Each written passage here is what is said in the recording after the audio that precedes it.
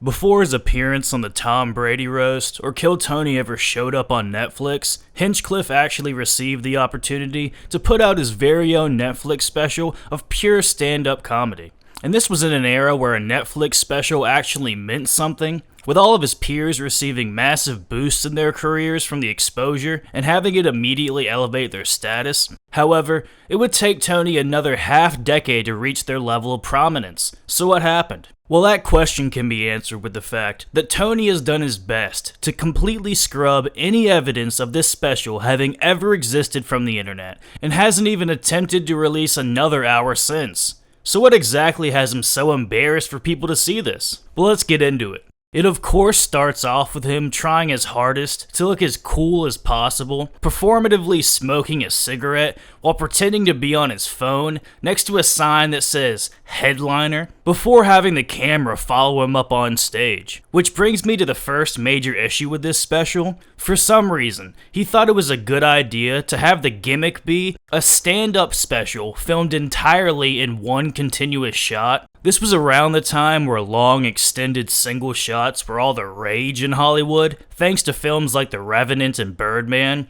So the idea itself wasn't even all that original, and ended up backfiring spectacularly, with him repeatedly stumbling over lines and pausing at awkward moments. I'm just like, alright, I'll take the headlight. I bought the headlight. I go to my parking lot, their parking lot, fucking pop it in. Why would it be my parking lot, right? My parking lot is not in an AutoZone. Fuck yeah, people. It's all happening. Delicious. Most comedians, when shooting a special, drink a sip of water during an applause break. I like to be different. This is a special.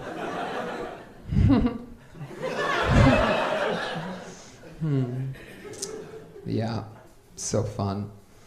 Anyway. But his awful delivery really takes a backstage to just how unbelievably corny his material is. I like modern hip-hop too. One of my favorites, Chainz. Yeah, because I too am different. Yeah, I'm different. His fans might try and justify this line by saying it's just a setup, but this Chainz bit just keeps getting worse from there, without any payoff whatsoever. It's just the old hack premise of him being a goofy white guy struggling to understand rap music. Pull up to the scene with my ceiling missing. It's my favorite. You know, I didn't know what he was saying when he was saying pull up to the scene with my ceiling missing. I had to Google that. That's how cool I am. What he's saying there is he's pulling up to a scene, you know, whatever Chainz, whatever kind of party or banquet Chainz arrives at. He's arriving to a scene with his ceiling missing, which means he's in a convertible with its top down. He pulls up to the scene with his ceiling missing. But I thought he was saying, pull up to the scene with my ceiling missing, like some kind of cool antibiotic prescription that I've never heard of before. Like, what's so cool about ceiling missing, Chainz? So much of this special consists of the hackiest, most overused premises in comedy, like how great the handicap stalls are in public restrooms. But when I do use the public restroom, I always use the handicap stall. It's the best. I'm sure you guys can all get as quiet as you want, but I know you've all used it. It's the best stall. And it's not even like these jokes lead into any new or interesting takes, or even leave the audience with a satisfying final punchline. After the cringiest joke you can think of about the handlebars in these stalls. Has those fun bars that you can hold on to, pretend like you're taking some kind of roller coaster shit. Right? What kind of shits are handicapped people taking, by the way, where that's holding them in? Seriously, what kind of jetpack shits are handicapped people taking where they're holding onto that bar, just sitting there like, whoa! Whoa! Man, thank goodness this bar was here. I would have hit my head on the ceiling. He finishes the bit in the most predictable way possible, by teaching us how to act handicapped to escape an awkward confrontation. I never feel bad for using the handicap stall even though I'm not handicapped. you know? It's not like I've ever been sitting there enjoying myself and all of a sudden I look under the door and I see 2 wheels roll up. I'm just like, oh shit. I guess I have cerebral palsy now. And you pull off one of these where you just finish up and you open the door and just pull one of these off. Like, oh, hello, how are you? But you gotta go all the way like that. You have to go all the way out of the restroom like that. Right? Because the guy in the wheelchair, he can turn his head. So you have to commit all the way out of the restroom full cerebral palsy, you know?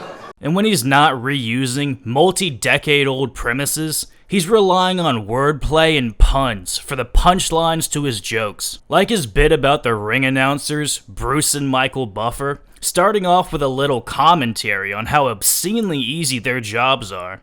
The only person who impresses me more than Michael Buffer is the UFC ring announcer. And his name is Bruce Buffer. What? Huh? What? Is that a coincidence? No. They're brothers. Oh. They're the Buffer brothers. And they have a monopoly on the in-ring announcer business. Bruce is even more impressive to me than Michael. Because Bruce's big catchphrase, get ready for it, it's time. Yeah, that's the whole catchphrase. He's a millionaire too. It's almost like he was watching his already successful older brother going, let's get ready to rumble. And Bruce is like, dude, why all the hard work? Why are you putting in 17 seconds of work when you need to only put in a good 8 seconds? Before getting to the real core of the joke, where he speculates about a possible third Buffer brother working some menial job, where we get one of the worst puns I've heard in a stand-up special ever. What I want to know is there a third Buffer brother out there? The youngest loser Buffer brother, you know, little Dick Buffer, out there somewhere just struggling. And yeah, he's got the great voice too, probably, but all the good jobs for the golden voice are already taken, aren't they? So he's out there struggling. And you're gonna know if you ever run into him out there somewhere. You're just gonna hear it. It's just gonna go, ooh, welcome to Chili's.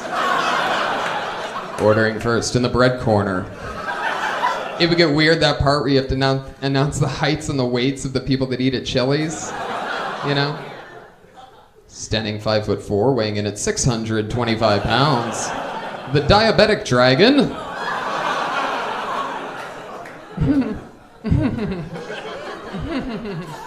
Woo. And he gives us another bit of hacky wordplay in the opening bit, where Tony details his totally real run-in with a one-eyed man working at an AutoZone. I am not the mature adult that I always thought that I'd be by the time I'd be 30. Turns out I'm still very immature, sort of evil. For example, the other day my headlight went out on my car. I had to go to AutoZone to get a new headlight, and the only guy that was working there was wearing an eye patch. And I can't not laugh at a guy wearing an eye patch. My brain starts going crazy. Where did this pirate's life go wrong where he had to find land and get a job at an AutoZone? He's trying his best not to laugh in the guy's face, so he decides to make a joke to let off a little steam. My way of handling that situation, trying to not laugh in somebody's face, is like a tea kettle lets out a little steam. I try to make a joke, right? I go, hey man, you're never gonna believe this, but I have a headlight out too. And he's just looking back at me, still chipper, just, why wouldn't I believe that, man? This is AutoZone, we'll get you a new headlight. I'm like, fuck, he didn't get my joke. It eventually dawns on the worker that Tony was making fun of his eye patch, and Tony brags about being a professional comedian. Anyway, a few minutes of silence has gone by. All of a sudden he goes, hey, wait a second. Were you making a joke earlier about your headlight because I'm wearing an eye patch? I'm like, you gotta be fucking kidding me. Something didn't settle right with this guy. He'd been thinking about it. So I tell him the truth. I go, yeah, man, I was making a joke. I found it to be too crazy of a coincidence that my headlight, your eye patch, I thought maybe you'd have a laugh. I'm a professional comedian. The guy responds with a roast joke of his own, which doesn't register with Tony until he's leaving the store. He goes, oh, comedian, huh? Well, then I get to make fun of you back. I'm like, all right, didn't see this coming, but go right ahead. And without missing a beat, he goes, okay, you look like the kind of guy that would wear a sleeping hat to bed.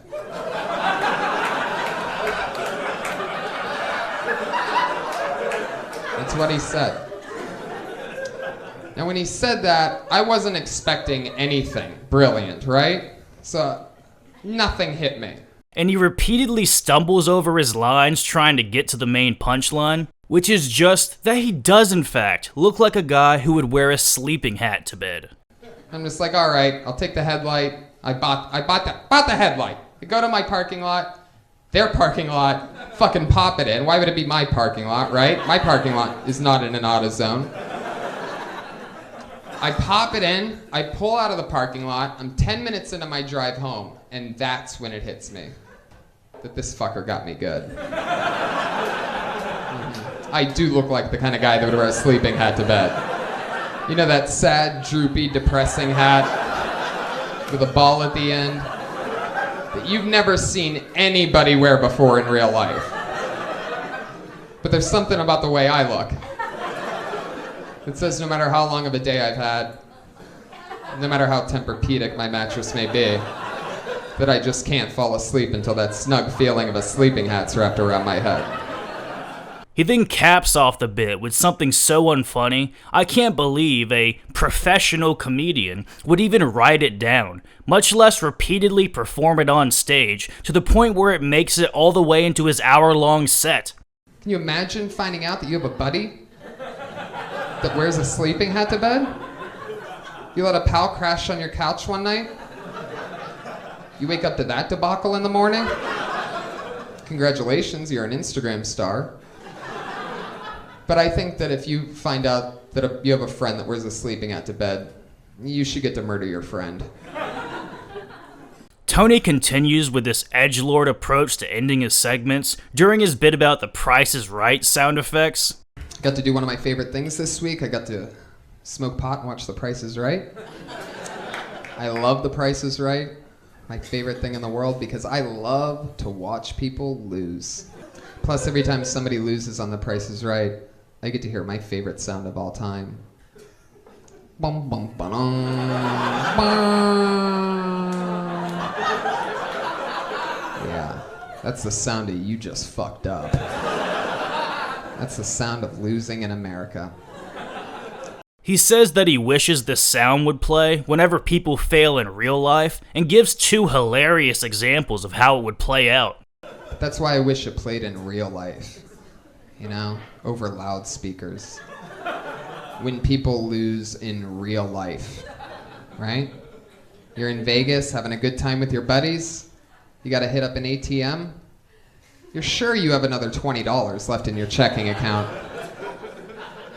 You swipe that card, the machine just hits you with it. Bum, bum, bum,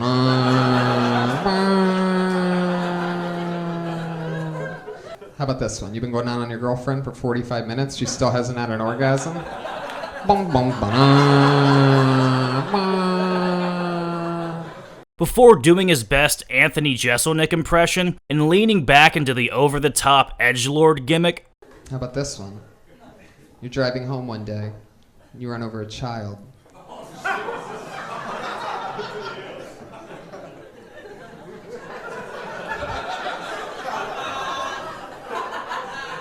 The bones of that child end up puncturing your tire. So now you have to pull over and stop. Bum bum ba.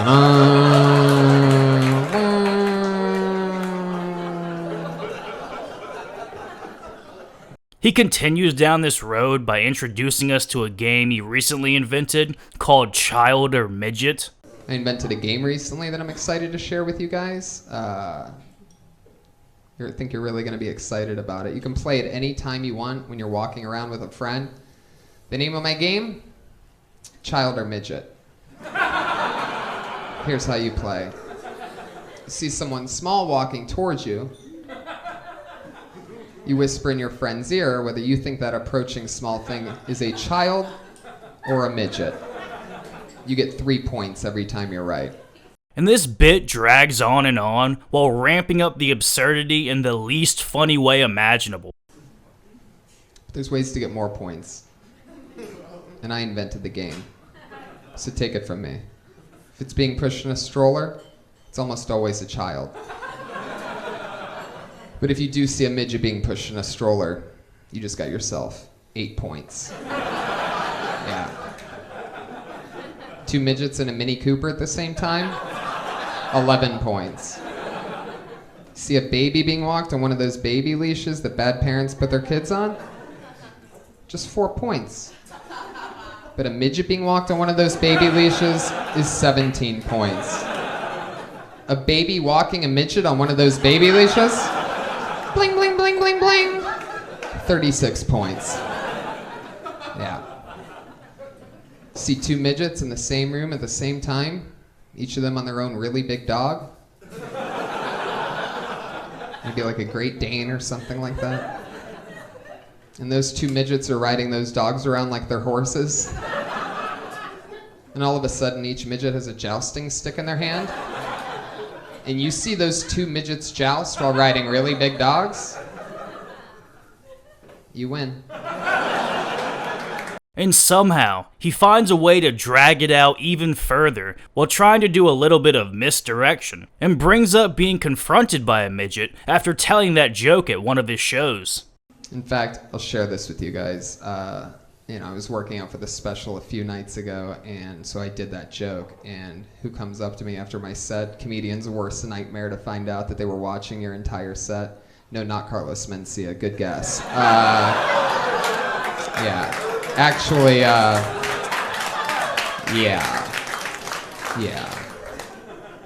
Actually, it was a midget. Yeah, it turns out he was in the room the whole time, and I just didn't see him. Which really sucks, because a midget in a comedy showroom's an easy 45 points. But I'll always remember what he said to me when he came up to me. He goes, Tony. Actually, he goes, Tony. He goes, hey, I really like that child or midget thing that you did, but can you do me a favor? Can you not call us midgets? Can you call us little people? I don't know whether we should call them midgets or little people. But I definitely think they should have to call us giants. Yeah. He hit me in the thigh so hard.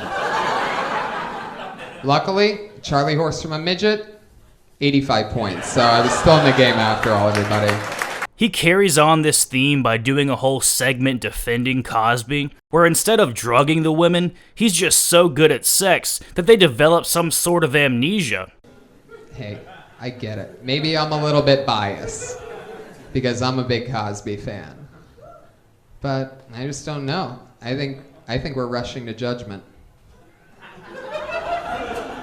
Yeah. Yeah, how about that? 27 women? 27 women? Feeling a little woozy? Has anybody ever thought, maybe just for 1 second, just maybe, Cosby's dick is just that good? Huh? How about that? And tags it with another god-awful reference to a rap song. Because I think Cosby's got the magic stick.